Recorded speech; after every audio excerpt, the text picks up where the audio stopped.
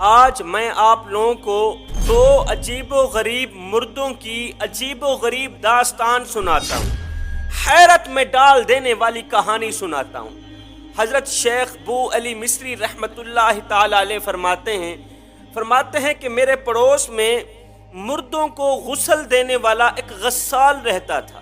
ایک دن میں اس غسال کے پاس گیا، میں نے کہا تو نے اپنی زندگی میں جو سب سے زیادہ عجیب و غریب مردہ دیکھا ہو نا، مجھے اس کی کہانی سناؤ، مجھے اس کا حال بیان کرو۔ اب اس غسال نے ایک عجیب و غریب کہانی سنائی، کہنے لگا کہ ایک دن ایک خوبصورت نوجوان میرے پاس آیا جس کے چہرے پر خوشیوں کے آثار نمودار تھے۔ اس خوبصورت نوجوان نے آ کر کہا کہ میرے گھر میں ایک مردہ لاش پڑی ہے، مردہ لاش، اس کو ہم نے غسل دلوانا ہے۔ اس کو غسل دینے کے لیے کسی ایسے غسال کا نام بتاؤ جو اچھی طرح غسل دے جانتا ہو۔ میں نے اسے کہا کہ میں اچھی طرح غسل دے جانتا ہوں۔ اس نے کہا پھر میرے ساتھ ساتھ چلو۔ میں اس کے پیچھے پیچھے چل پڑا۔ وہ خوبصورت نوجوان مجھے ایک مکان کے دروازے پر کھڑا کر کے خود اس مکان کے اندر چلا گیا۔ تھوڑی دیر میں انتظار کرتا رہا۔ تھوڑی دیر کے بعد اسی مکان کے اندر سے ایک لڑکی نکلی جس کی صورت ہو بہو اس نوجوان سے ملتی جلتی تھی۔ وہ لڑکی اپنی آنکھوں سے آنسو پوچھتی ہوئی اس نے مجھے اشارہ کیا کہ اندر آ جاؤ۔ جب میں اس مکان کے اندر گیا تو دیکھ کر حیرت میں مبتلا ہو گیا، حیرت میں پڑ گیا کہ وہی نوجوان جو ابھی تھوڑی دیر پہلے مجھے گھر سے لے کر آیا ہے، تختے پر مردے کی صورت لیٹا ہوا ہے، مردے کی صورت تختے پر لیٹا ہوا ہے۔ اس کے اندر جان نہیں، اس کے اندر روح نہیں، تختے کے اوپر مردے کی صورت لیٹا ہوا ہے اور غسل دلوانے کے لیے تیار ہے۔ کہتے ہیں میں حیرت میں پڑ گیا، میں نے اسے غسل دیا، اسے کفن پہنایا، اسے خوشبو لگائی، اسے جنازے کے لیے تیار کر دیا۔ جب میں نے اسے جنازے کے لیے تیار کیا تو وہی لڑکی جو مجھے دروازے سے اندر لے کر گئی تھی، وہی لڑکی آئی، اس نوجوان کا، مردے نوجوان کا ہاتھ چوما، ہاتھ چوم کر کہنے لگی کہ ان قریب میں بھی تم تک پہنچنے والی ہوں، ان قریب میں بھی تم تک پہنچنے والی ہوں۔ کہتا ہے میں دیکھ رہا تھا، حیرت میں پڑ رہا تھا، یہ میری زندگی کا پہلا عجیب و غریب واقعہ تھا۔ خیر اس نوجوان کو غسل دینے کے بعد اس کا جنازہ پڑھا، اس کی تدفین کی۔ تدفین کے بعد جب میں واپس اپنے گھر کی طرف جانے لگا تو اس لڑکی نے کہا کہ میں آپ کی بہت ہی زیادہ مشکور ہوں کہ آپ نے میرے بھائی کو غسل دیا۔ لڑکی نے میرا بے حد شکریہ ادا کیا اور ساتھ میں کہا کہ اگر آپ کی بیوی بھی اچھی طرح مردے کو غسل دینا جانتی ہو تو اسے ابھی اور اسی وقت میرے گھر میں بھیج دینا، ایک اور لڑکی کو غسل دلوانا ہے، ایک اور میت کو غسل دلوانا ہے۔ اگر آپ کی بیوی بھی آپ کی طرح اچھی طرح مردے کو غسل دینا جانتی ہو تو اسے ابھی ابھی میرے گھر میں بھیج دو۔ کہتا ہے یہ سن کر مجھے پکا یقین ہو گیا کہ یہ لڑکی بھی اس نوجوان کی طرح اس دنیا سے جانے والی ہے، اس دنیا سے رخصت ہونے والی ہے۔ کہتا ہے حیرت میں پڑ گیا، دوڑتا ہوا اپنے گھر میں گیا۔ میری بیوی کام کر رہی تھی، میں نے کہا کام کو چھوڑو، پہلے میرے پاس آؤ۔ اسے میں نے ساری داستان سنائی، ساری کہانی، سارا واقعہ بیان کیا۔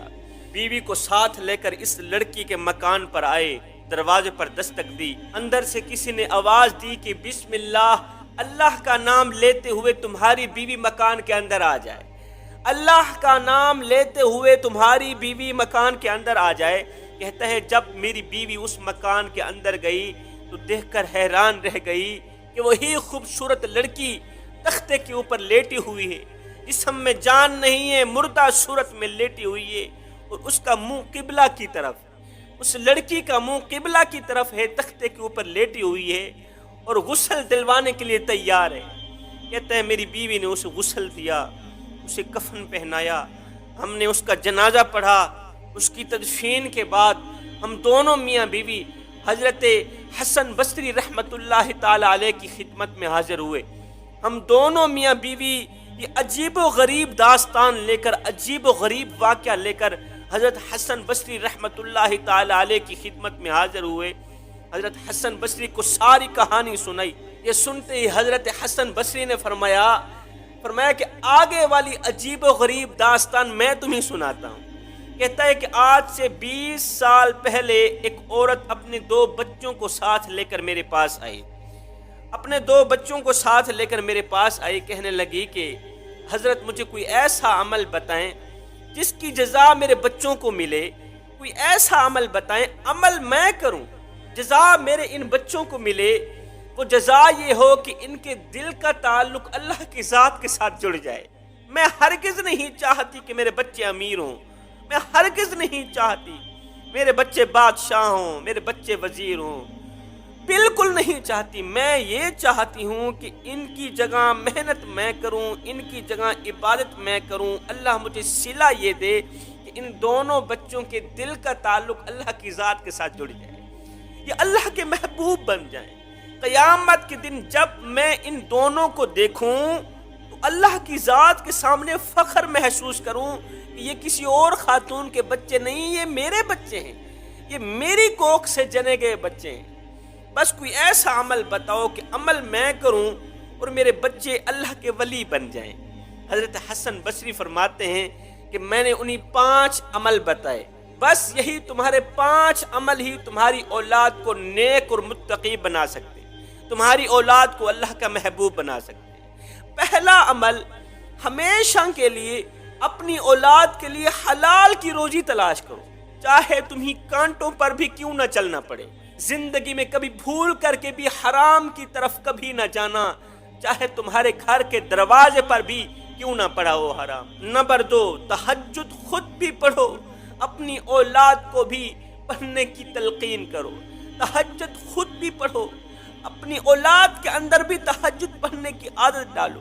نمبر 3, اے عورت ہر وقت ہر گھڑی حیا کے دامن میں چھپی رہو, ہر وقت حیا کے دامن میں چھپی رہو. تمہاری نظر غیر محرم مرد کی طرف نہ پڑے اور غیر محرم مرد کی نظر تمہاری طرف نہ پڑے. نمبر 4, چاہے تمہارے ٹکڑے ٹکڑے کیوں نہ کر دیے جائیں, اللہ کے ساتھ کسی کو شریک نہ ٹھہرانا, کیونکہ شرک تمہیں بھی تمہاری اولاد کو بھی تباہ و برباد کر کے رکھ دے گا. نمبر 5, راتوں کی تنہائیوں میں اٹھ اٹھ کے قرآن پڑھنا, راتوں کی تنہائیوں میں اٹھ اٹھ کے قرآن پڑھنا اور قرآن پڑھتے وقت رونے کی کوشش کرنا. اگر رونا نہ بھی آئے پھر بھی کوشش میں لگی رہنا, اپنی آنکھوں سے 1-2 آنسو ضرور بہانا.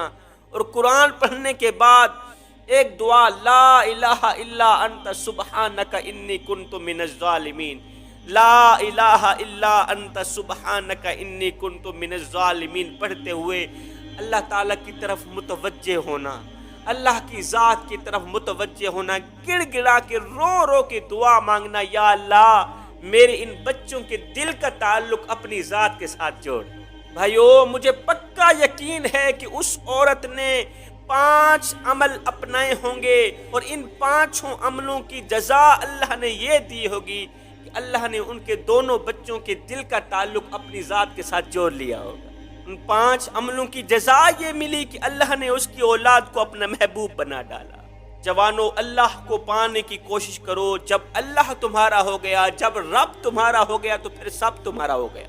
سنو, رب کے عشق میں, رب کی محبت میں ایک وہ مقام بھی آتا ہے کہ دعا تو رہی بڑی دور کی بات, انسان صرف سوچتا ہے اللہ پوری کر دیتا ہے. جوانو, اپنی جوانی اللہ کے نام پہ قربان کر دو. تمہارا اٹھنا بھی اللہ کے نام پہ ہو, تمہارا بیٹھنا بھی اللہ کے نام پہ ہو. اپنی مرضی کو اللہ کی مرضی پہ قربان کر دو. اپنی تمام چاہتوں, اپنی تمام خواہشات کو اللہ کی چاہت پہ قربان کر دو. جب تم اپنی ہر ایک چیز, اپنی ہر ایک چاہت, اپنی ہر ایک مرضی اللہ کی رضا اور مرضی پہ قربان کر دو گے, جب تم اپنی چاہت رب کی چاہت پہ قربان کر دو گے, پھر یاد رکھنا وہ وقت آنے والا ہے, وہ لمحات آنے والے ہیں جب اللہ خود فرمائے گا فاذکرونی اذکرکم. وہ بندے, اب تو میرا ذکر زمین پہ بیٹھ کے کر, میں تیرا ذکر عرش بری پہ بیٹھ کے کرتا. جب تو اپنی چاہت میری چاہت پہ قربان کر دے گا, پھر وہ وقت آئے گا جب میں کہوں گا, وہ میرے بندے بس میری چاہت وہی ہے جو تیری چاہت ہے۔ میں دعا کرتا ہوں مالک ہمیں صراط مستقیم پر چلنے کی توفیق عطا فرما۔